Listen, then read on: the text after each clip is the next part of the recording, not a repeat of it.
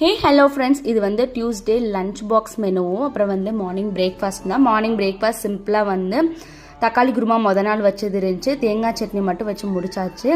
And இது வந்து mint coriander pulao தான், கொத்தமல்லி புதினா சாதம்.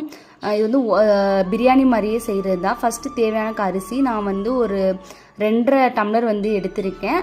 ஒன்றுக்கு வந்து 2 அளவுக்கு ஊற்றினாலே போதும். அண்ட் சைட் பை சைடு உருளைக்கிழங்கை வேக வச்சுட்டு உருளைக்கிழங்கு வந்து மசியல் மாதிரி பண்ணுறது இது.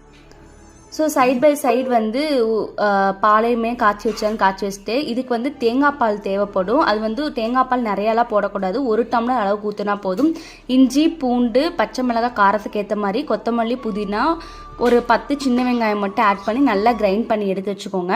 இன்றைக்கி வந்து நான் தம் போட்டு தான் அது செய்ய போகிறேன். குக்கர்லேயும் செய்யலாம். நம்ம எண்ணெய் நெய் எல்லாம் பிரியாணி ஸ்பைசஸ்லாம் ஆட் பண்ணிவிட்டு, ஆனியன் வந்து இன்றைக்கி நான் 2 டம்ளருக்கு வந்து 2 வெங்காயம் தான் எடுத்திருக்கேன். நிறையா போட்டாலும் அந்தளவுக்கு டேஸ்ட் இருக்காது.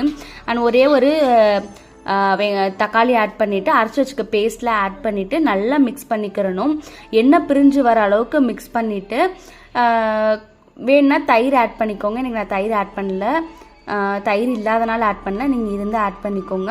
அந்த தேங்காய் பால் தண்ணி எல்லாமே ஆட் பண்ணிவிட்டு அண்ட் நல்லா கொதி வந்தோடனே அரிசி போட்டுட்டு கொஞ்சம் அரை லெமன் வந்து பிழிஞ்சு விட்டுட்டு அந்த தம் போட்டுற வேண்டியதான். அண்ட் இதுக்கு வந்து பூண்டு தாளிப்புக்கு எல்லாம் போட்டுட்டு பூண்டு பெரிய வெங்காயம் அண்ட் தக்காளி ஆட் பண்ணி வீட்டு மிளகாத்தூள் குழம்பு மிளகாத்தூள் ஆட் பண்ணிவிட்டு நல்லா உருளைக்கிழங்க போட்டு பரட்டி எடுத்தால் சூப்பராக இருக்கும். ஒரு பரட்டி எடுத்ததுக்கப்புறம் ஒரு 5 மினிட்ஸ் வந்து அடுப்புலேயே வச்சு ஸ்லோவில் வச்சுட்டு அப்புறம் இருக்க நல்லாயிருக்கும். நான் சைடில் வந்து புலாவுமே வந்து தம் போட்டுட்டேன்.